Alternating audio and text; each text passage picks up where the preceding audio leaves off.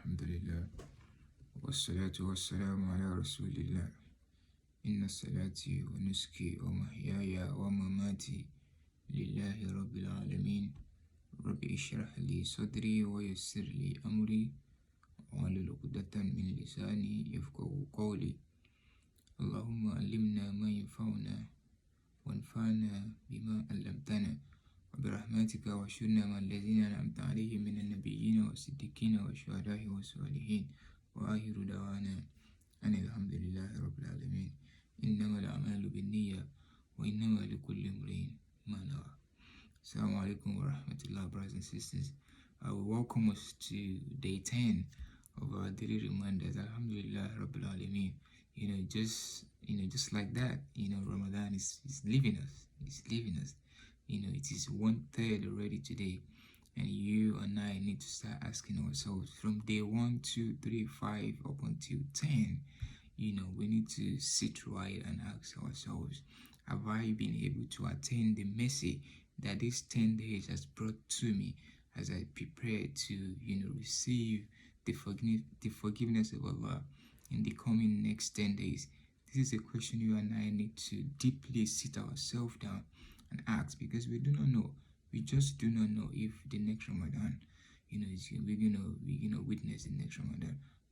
As much as we hope, we also want to strive in this present one that Allah has kept us alive to witness, so that we'll be among those that will benefit from the enormous blessings of this holy month.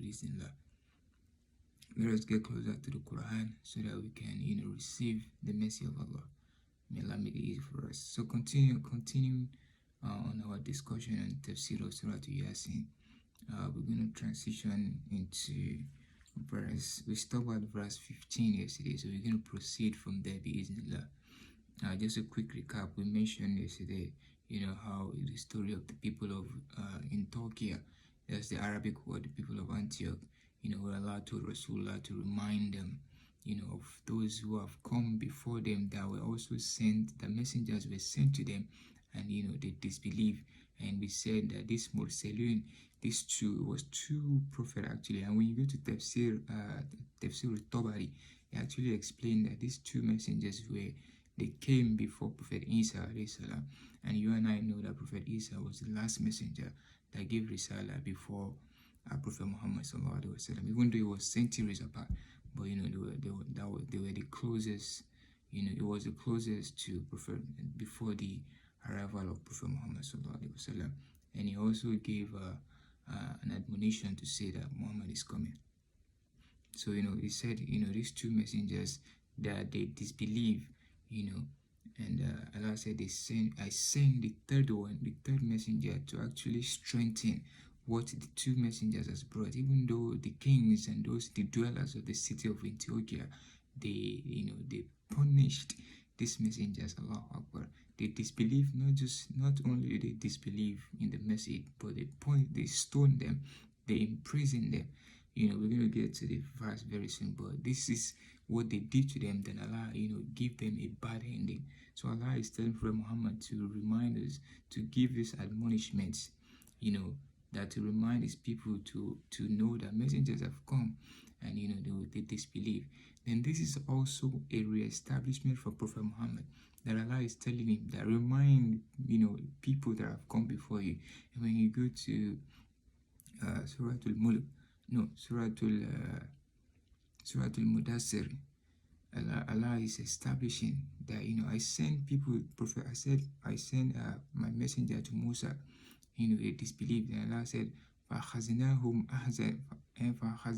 Allah said, then we hold Fir'aun after he has disbelieved, even as much as authority as he has, with the all authority and power that we gave to him. Allah said, we held him accountable, and we gave him a bad ending and left him as a sign for the world to see. So this is to connect back to where you're going to pick it up from today.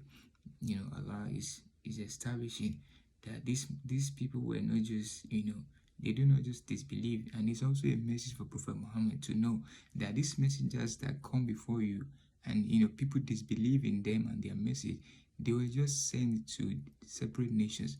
But you are sent to the whole wide world, to the whole humankind. So you want to prepare yourself for a more confrontation and disbelief. So, but don't be lost. I am the one who guide. For you is just to give the message. Now back to verse 15. Allah said, antum illa basharun misluna.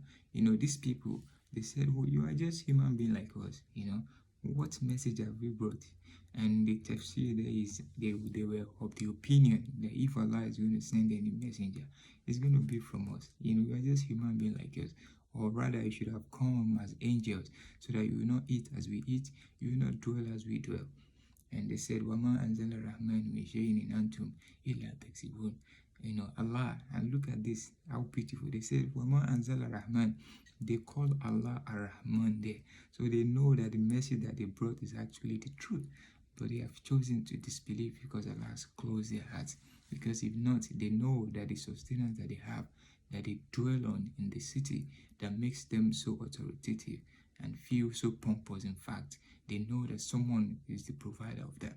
So that is why they refer to Allah as Rahman. They said, Ma anzala Rahman. They did not say, Ma anzala kaza wa kaza, Walijibal or something, whatever idol that they worship. They did not say that. They know, they call Allah Rahman, but they chose to have disbelief so that they're gonna, end up being neighbors of Allah's punishment.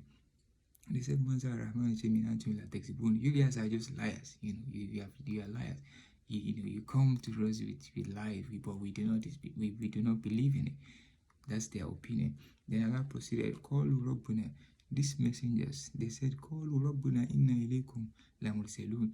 Now, we said Allah sent two messengers first, and Allah strengthened them and the message, because Allah does not love injustice. Allah sent a third messenger. And the third message, both these three messengers in general, they said, Qalu Rabbuna ya'lamu inna ilaykum lamursalun. Allah knows that truly we are messengers, we do not lie. But if you have chosen to disbelieve, that is on you. For us, it's just to give the message. If you receive it, be our guest. If not, that's on you. You're going to face the consequences. And that's why, when you go to the Quran, most messengers are even allowed to Prophet Muhammad their story.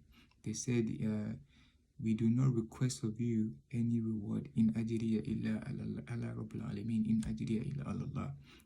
Just like that. They said, we do not expect any reward from you, but we know that our reward is with Allah. So if you receive our message, fine. If not, that's on you. You're going to face Al-Hakim. And he said, وَمَا عَلَيْنَا إِلَّا الْبَلَاغُ الْمُبِينَ. We have come with a clear message. We have come with a clear warning and notification. What we have brought to you is so clear. You know this is true, but you have just chosen to disbelieve. But we're just going to give the message anyway. Now, listen, what do they say?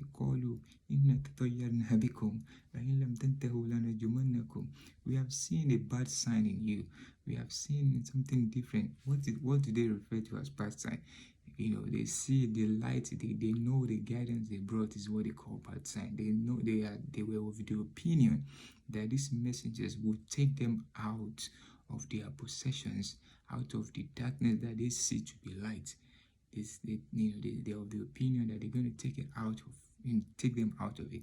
That is what they refer to as a bad sign. Have you come with a message to kind of take us out of what we are enjoying? If you want something, tell us. If you do not, just leave here. And they said, if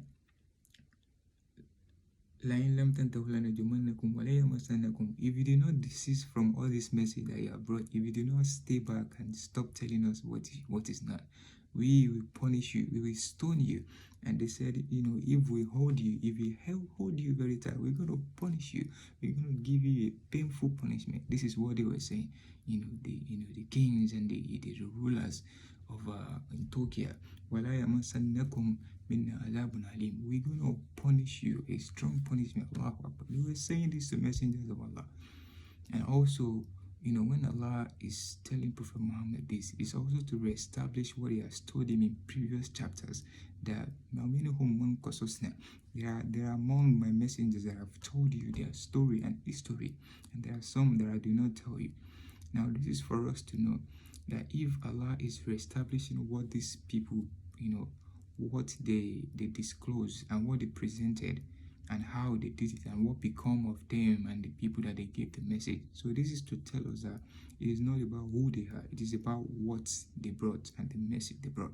It is not about who, it is about what do they bring.